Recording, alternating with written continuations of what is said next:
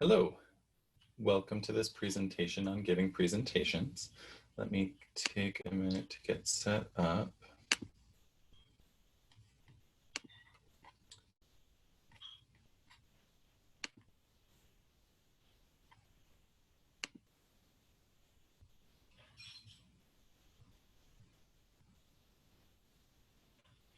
So I'm going to be talking today about giving good presentations, PowerPoint presentations in general, but the principles are true for different types of presentations, Prezi presentations, basically anything where you're giving a speech with visual augmentation. So in this presentation, we'll talk about why do we give presentations. We'll talk about the organization that we expect to see in presentations like this. We'll talk about audience and audience considerations, slide content and slide design, and that's where we'll spend the bulk of what we'll be talking about today. So we give presentations in order to communicate our ideas with others. It's a good way for us to share our research, our areas of expertise. It's a stronger form of communication than paper alone, because it's interactive. When I'm writing a research paper, I just write it. And unless I create opportunities to get audience feedback, things like peer review, sending it to other experts in the field, it's really hard to actually get feedback. That's not true with oral communication.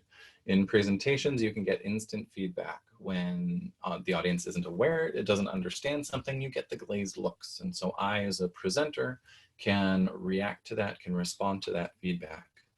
Plus, the audience can ask questions, and so you can get some good feedback and identify areas that people might be confused about in advance. And so that's one of the nice things about presentations.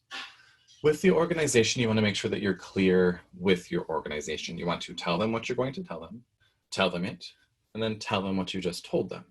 This might sound familiar to you. It's basically an essay, right? You've got a thesis at the beginning, you've got your body content, and then you've got some summary at the end.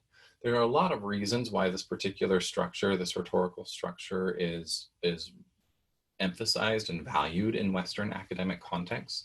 A lot of it has to do with the way the brain works. The way the brain works in terms of learning something is it's a lot stronger if we can help the brain make connections to what it already knows. By saying, here's what we're going to talk about, the brain automatically starts to shift through what it currently knows, what it knows about a particular topic. And that allows it primes it essentially.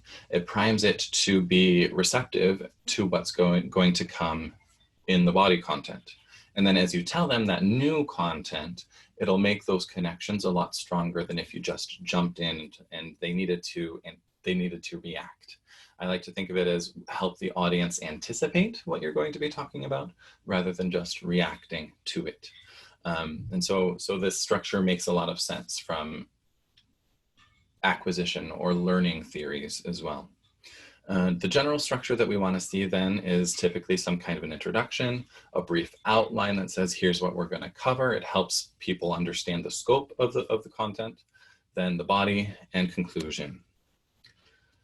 You want to keep in mind who the audience is. There tend to be a few different possible audiences for presentations like this. There's general public, those with little background, in contexts such as this, where you're likely presenting in an academic context, you can assume that the audience is educated, but not necessarily informed about your topic.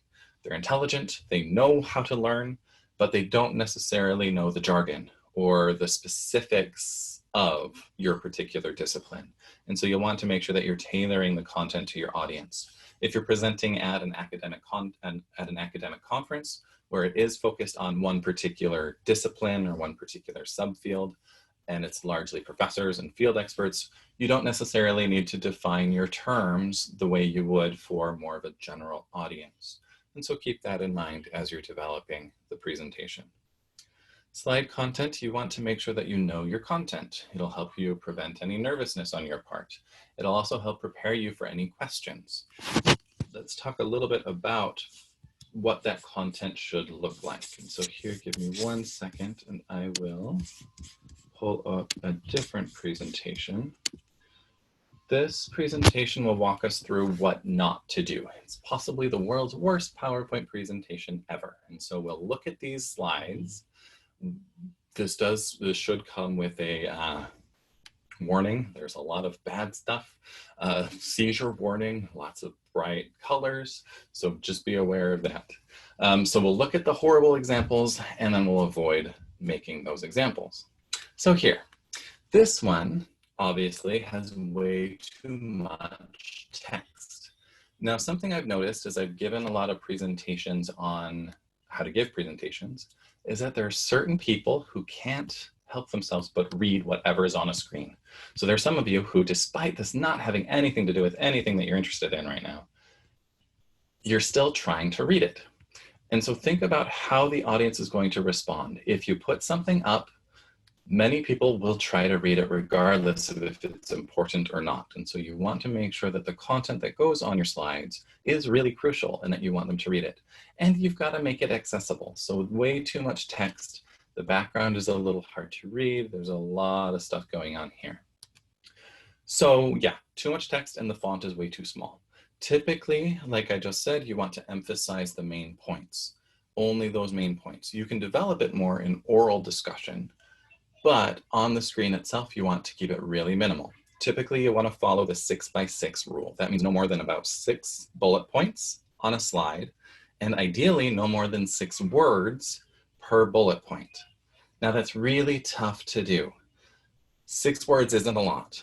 In an academic context, you probably can fudge that a little bit. You can get away with 8, maybe even 10 or 12 once in a while, but you want to keep it pretty minimal. No more than 6 bullet points per slide, no more than 6 or 8 words per bullet point. Use pictures. PowerPoint or Prezi or other presentation types are multimedia, multimodal. They're good. It's good to include pictures and keep people interested. More on that later. And you want to make sure that you're using a nice large font, at least 30 point or more. This font is about 32. I tend to go no smaller than about that. I never know necessarily what type of a room I'm presenting in. Sometimes they're long and deep and people are really, really far away. You've got to make sure it's big enough that the audience can read it without difficulty. This slide, isn't this a pretty one? Lots of things going on here too. It's a nice image-ish, but the colors are just way too much. So you want to avoid loud, garish colors. Dark text on light background is best. There are a lot of reasons for that. You want contrast, period. The dark text and light background tends to work a lot better just because that's what we're used to. That's what text print has historically been. And even now, as we're reading more and more on screens, we're still following that. And so most of the reading that we do is using this dark text on light background.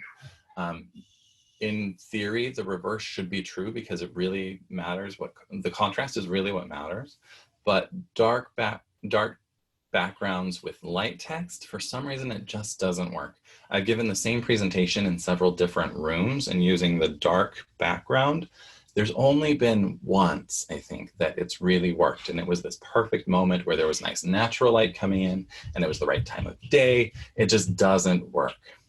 So you want to avoid text. You want to avoid text colors that fade into the background. You want that large contrast too. And be careful about colorblind combinations. There are people who are red and green colorblind, blue and yellow colorblind, and they won't be able to see if those colors are right next to each other. How about this one? Isn't this a fun one? Every time I see this, it feels a little like a used car salesman, but for new suits, that kind of greasy feel, right? Yeah, it's fun. So pictures. Pictures are good, but keep it simple. You don't want too much going on. Too many pictures can also make a presentation file really large and can make it difficult to transfer them. 1 or 2 pictures per slides is enough. Then we've got this.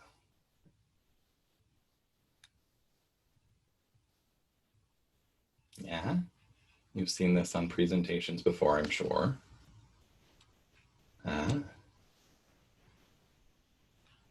And it just keeps going. When PowerPoint first started out, we totally saw a bunch of stuff like this, right? It was really exciting. We could do movement and it made things seem more interesting. We quickly got over that.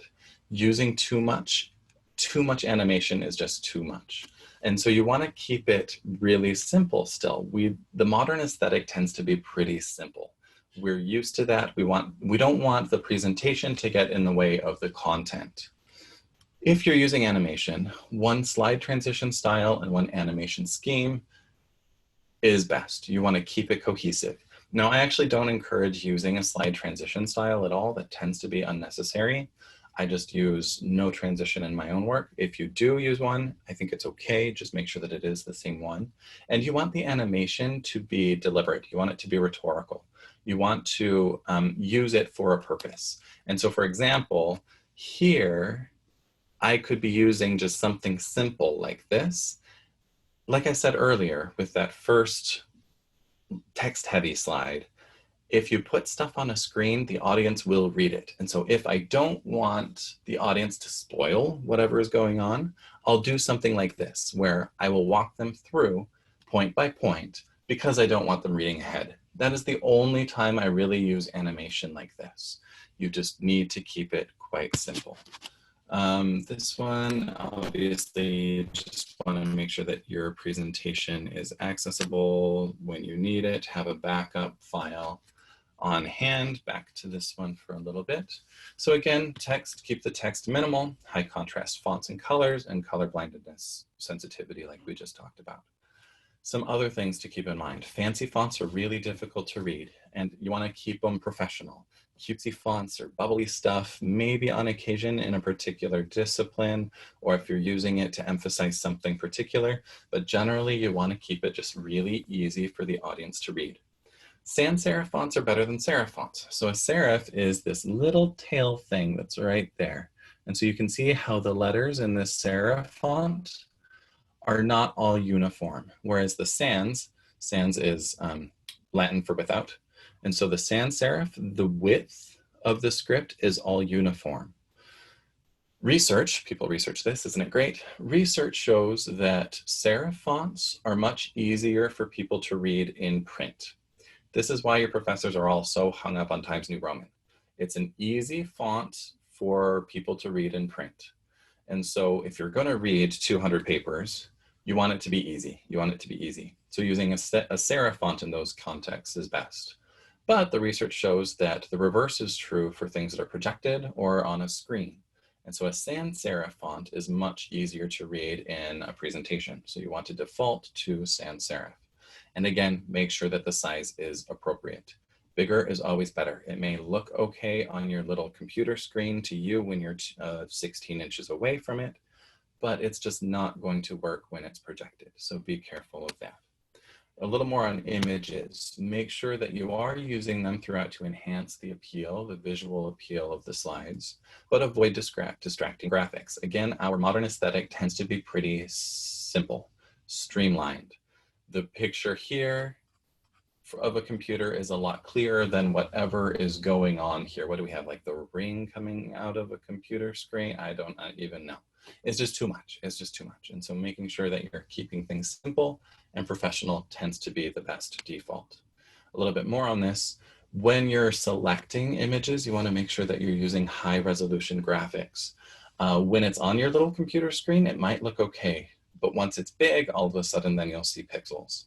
So here, for example, this one is just not a big enough file size. When you're doing an image search, and Google will let you control for this.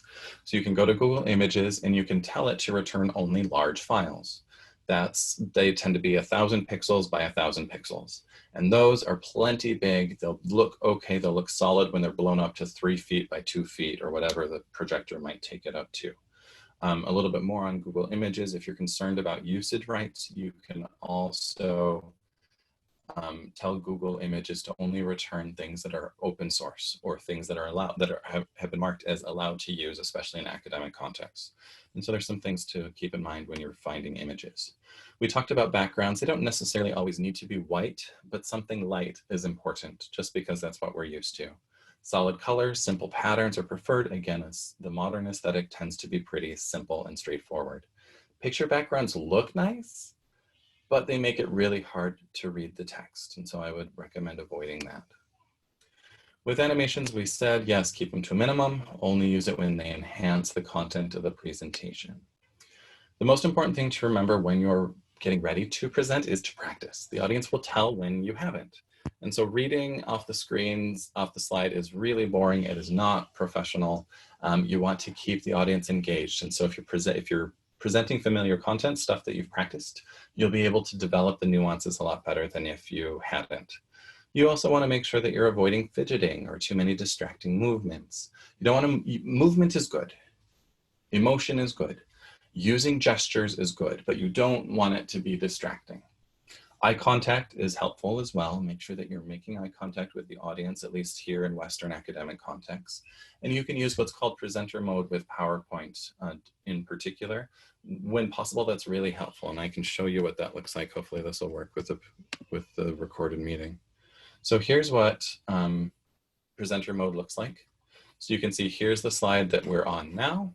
And then I can see any notes. If I had notes here, that would be like, these are the things that I want to make sure that I cover, things that I want to develop. That way I can see the notes, but the audience doesn't. And then it also lets you know, here's what's coming on the next screen, on the next slide. And so this is a helpful thing to help you be a little bit more prepared. So I would recommend using that as much as possible. Speak loudly, depending on the room. Again, it can be really difficult for people in the back to hear, so make sure that you are speaking loudly enough for them to hear. Be enthusiastic. If you're not excited about it, the audience isn't going to be either. Make sure that there's time at the end for the audience to ask questions and interact, provide feedback, and including humor, personal anecdotes as appropriate is certainly interesting, adds interest, good as well. Acknowledge those who have helped you in the audience. That helps them feel a little bit more invested. They tend to appreciate that. Avoid too much sloppy speaking, things like or like, or overly gendered language like you guys. Making sure, now some of that is appropriate. These kinds of stops actually serve a rhetorical and a linguistic purpose. It gives our brain a chance to catch up.